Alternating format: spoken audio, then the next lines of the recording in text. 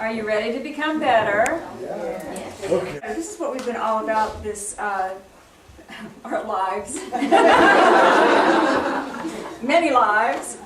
But in the month of January, we've been particularly focusing on investing in commitment, in dealing with our egos and navigation in the outer. Last week, Patrick did a beautiful service on releasing to renew. And as a little child, I came through a family that you didn't release anything. I mean, if it was still functioning, you kept it. Whether it was an old towel or a bad relationship. That was just how I came through. It was so wonderful when I got into metaphysics to understand the power of letting things move that no longer serve you, because then they can serve someone else. And as I was listening to Patrick, I was really clear.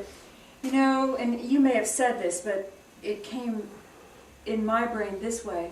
What a wonderful world we would create if we could all release the idea of failure. And you kept talking about having experiences instead. Release the idea of failure and simply embrace the idea that we're all having experiences. It would change the face of mankind. So it was very, very powerful.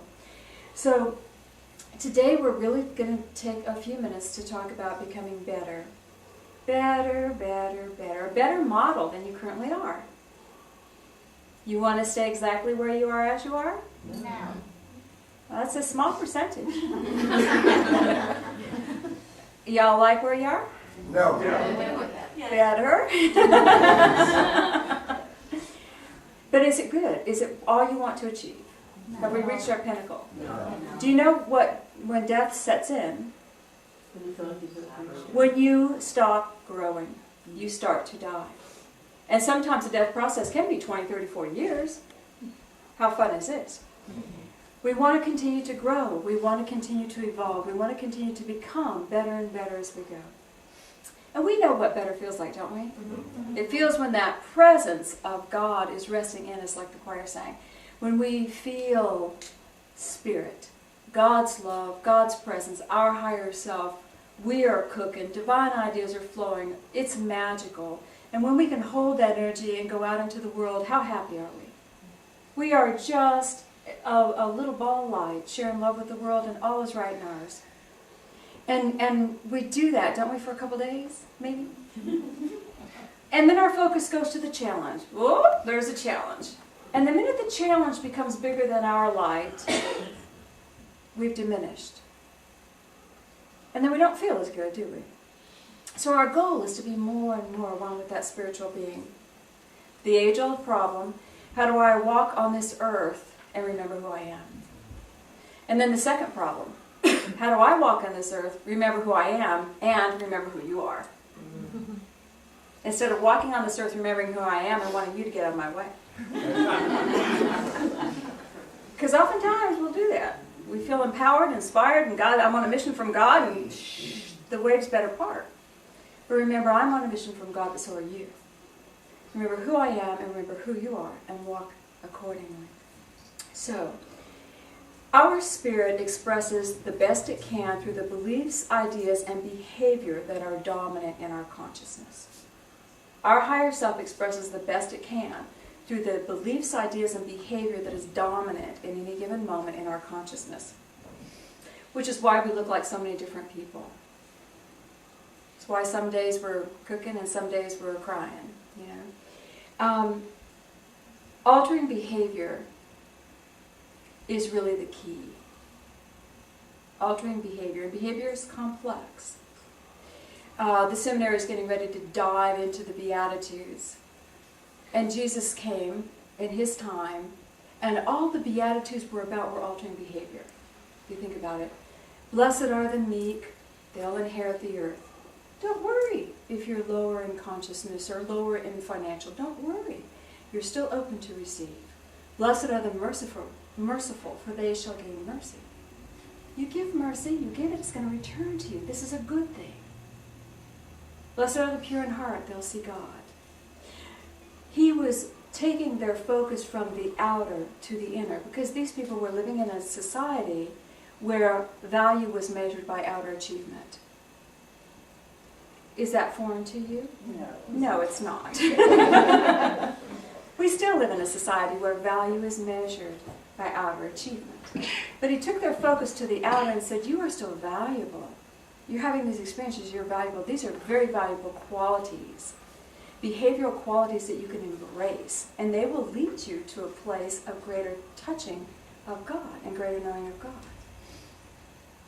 Breathe. All right. Do you understand behavior? It's how your brain functions, and in that moment, how you choose to interact with the world.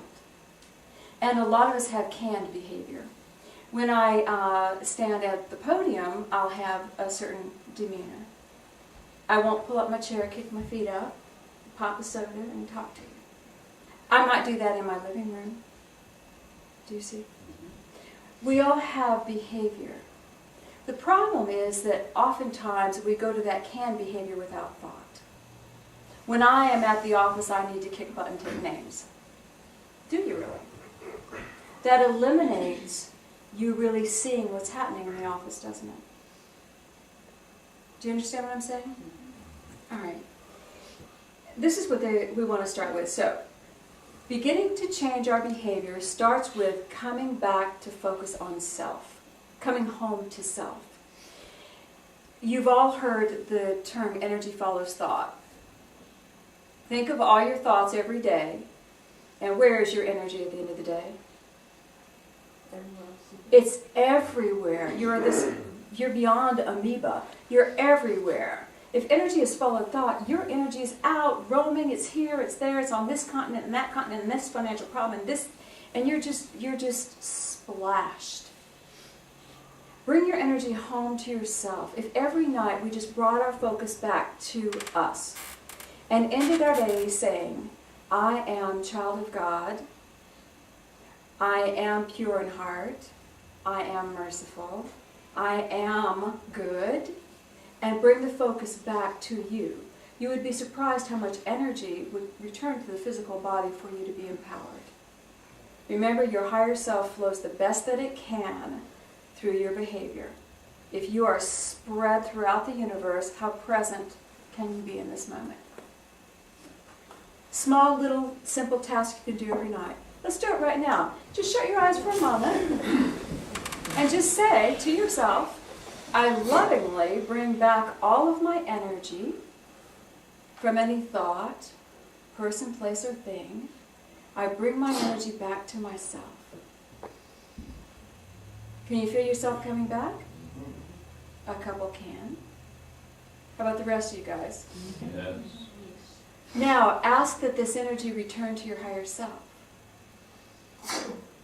And ask that your higher self be more present in your body.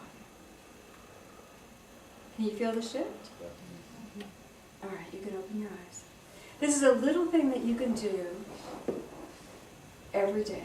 You can do it in the middle of the day, but certainly do it at the end of the day. To bring yourself home. Because you're not going to make a different decision unless you're present. Okay. I do it all the time. It feels wonderful. Shifting behavior actually requires a shifting of a focus, the shifting of the focus back to self, and then the daily walk. Bringing the energy back. In our world, we are so focused on the big demonstrations. Our world teaches us about hero consciousness. You know, a big deal, or a big moment, or a big experience, where I shall shine my light, the world shall see and know I am fabulous and wonderful, and my life shall be changed forevermore. Well, you can do that, and then you'll go to bed, and the world will have seen you and given you the big applause. You go to bed and you wake up and you are still you. Those glory moments don't change your life. They may give you a feeding, but they don't change who you are. They may make you crave more of those glory moments, but they don't change the inner behavior pattern. The Bible is full of stories, especially in the Old Testament, of beings who had fabulous moments of demonstration, fabulous moments, only to be followed by extreme moments of challenge.